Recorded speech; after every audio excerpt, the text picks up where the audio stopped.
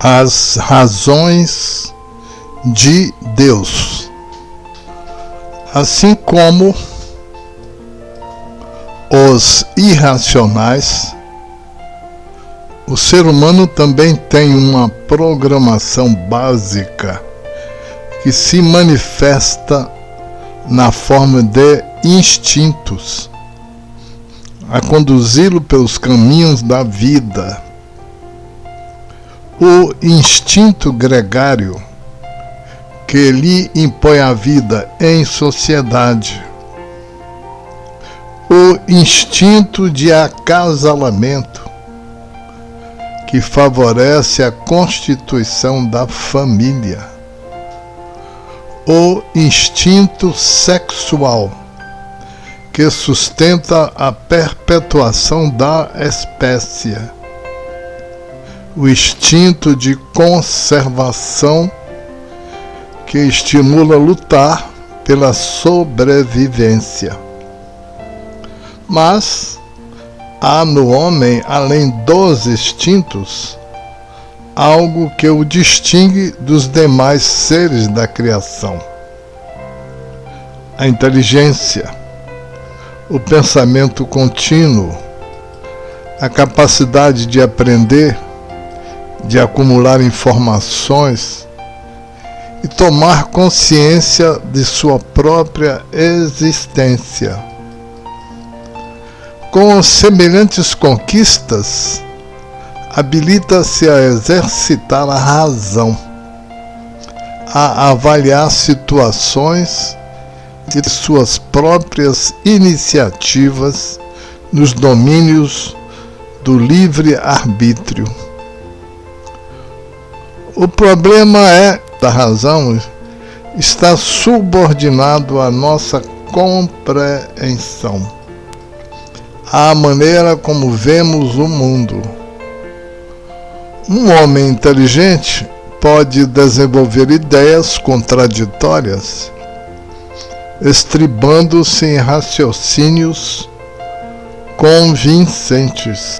De Immanuel Kant, famoso filósofo alemão, que em seu ensaio A Crítica da Razão Pura suprimia a ideia de Deus.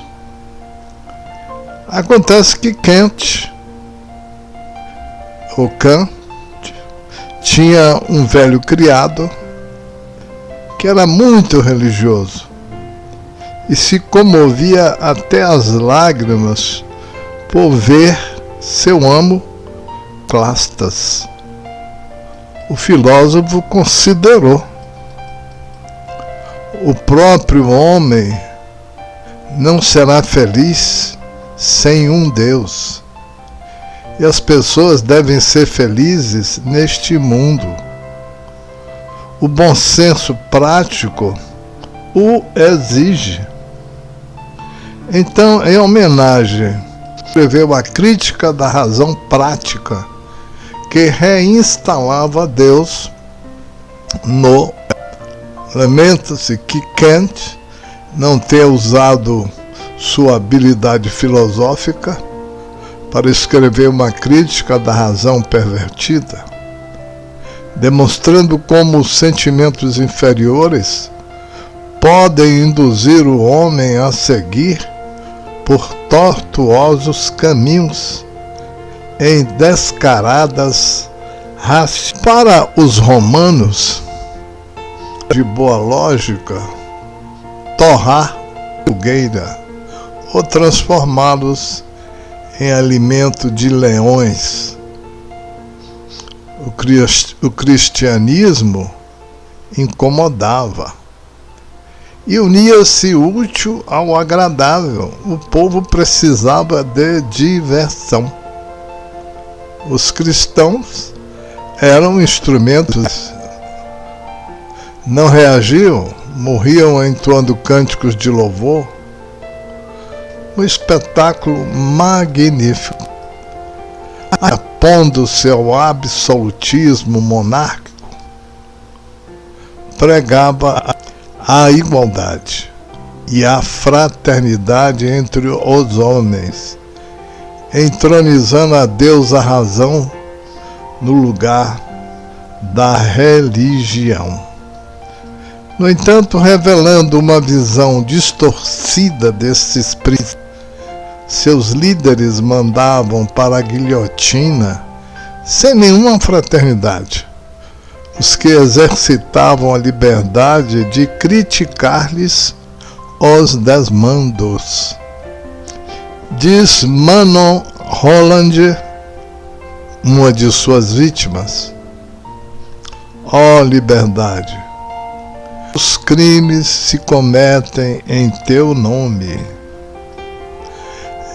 Em nome da razão, grupos ativistas e pensadores têm procurado justificar ideias que contrariam frontalmente elementares princípios da lei natural. Em nome da razão, fala-se da legalização do aborto no Brasil. Argumenta-se que em nosso país são realizados perto de 3 milhões de abortos clandestinos anualmente por pessoas não habilitadas, sem condição de asepsia, sem higiene, sem cuidados essenciais, principalmente na classe mais pobre. Há sérios riscos para as mulheres, envolvendo particularmente infecções que podem levar à morte.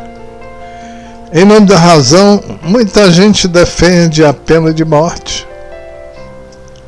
Afirma-se que a sociedade não deve assumir encargo de alimentar delinquentes e que a sua morte serviria para inibir o comportamento criminoso. Em nome da razão, há quem recomende a eutanásia, seja para pacientes terminais que estão sofrendo muito, imperioso abreviar seus padecimentos. Enquanto a razão for exercitada a partir de uma visão estreita da existência humana, veremos as pessoas enveredando por tortuosas ideias fantasiadas de racionalidade.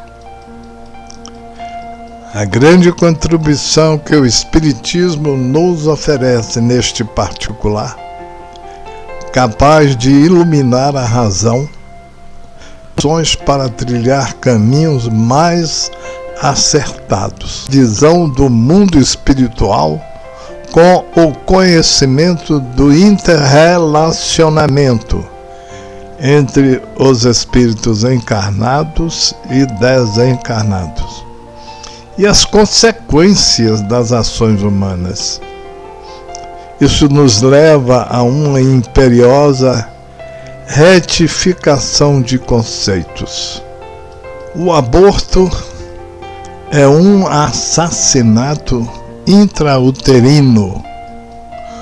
O embrião não é uma promessa de vida, mas uma vida em desenvolvimento.